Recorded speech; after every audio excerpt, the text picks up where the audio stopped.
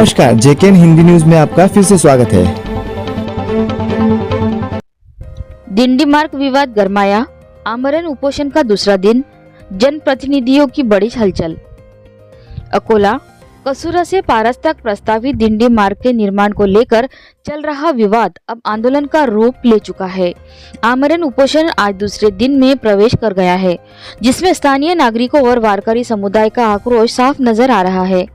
उपोषणकर्ताओं का कहना है कि वर्षों से प्रलंबित इस दिंडी मार्ग का निर्माण अब तक पूरा नहीं हुआ है और इसमें गंभीर अनियमितताओं के आरोप भी लगाए जा रहे हैं। पहले डीपीआर के अनुसार काम न होने और बाद में मार्ग बदलने को लेकर लोगों में नाराजगी बढ़ती जा रही है।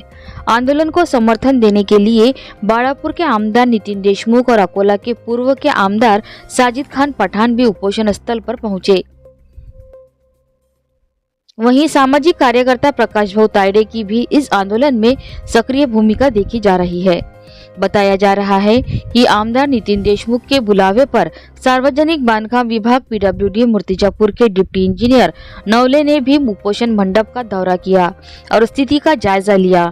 इस दौरान उपोषणकर्ताओं ने अपनी मांगों को स्पष्ट करते हुए जल्द से जल्द ठोस कार्रवाई की मांग की। वारकरी समुदाय का कहना है कि ये मार्ग संत गजानन महाराज की दिंडी यात्रा के लिए अत्यंत महत्वपूर्ण है, इसलिए इसका निर्माण प्राथमिकता के आधार पर किया जाना चाहिए।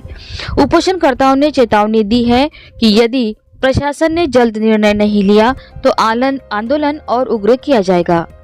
अकोला से जेकेएन हिंदी न्यूज संवाददाता गजानन वानखडे की रिपोर्ट। मध्ये कसूरा ते पारस जी नियमित दिंडी येते त्या मार्गाचा त्यामध्ये उल्लेख होता। तो मार्ग करणे गरजेचं होता, पण आज 2026 उजाडलं, दिंडी मार्गही पूर्ण झाला नाही आणि कसूरा ते पारस हा जो रस्ता आहे दिंडीचा पालखीचा तोही पूर्ण झाला नाही। उलटा तो गायब झाल्यासारखाच झाला। त्या डीपीआरमधून सुद्धा त्याला वगळण्यात आला।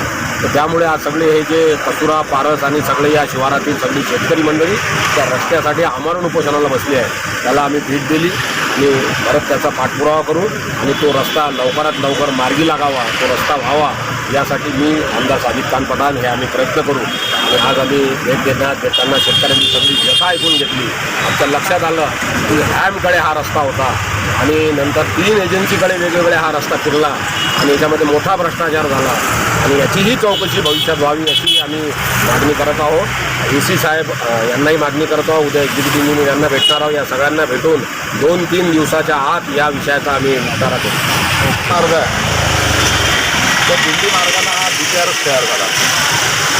या शेतकऱ्यांचं जे म्हणणं आहे की तो मूळ दिंडी मार्ग आहे, तो दिंडी मार्ग घेण्यात यावा।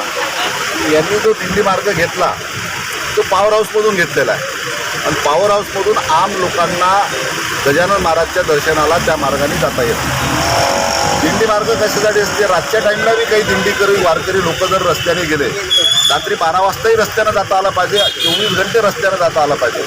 पण तो पॉवर हाऊस हा जे आहे त्या पॉवर हाऊसमधून जो रस्ता टर्न केला त्याच्यामुळे त्या तिथून आम लोकांना त्या दिंडीला त्या मार्गाला शेगावला जातच नाही आहे।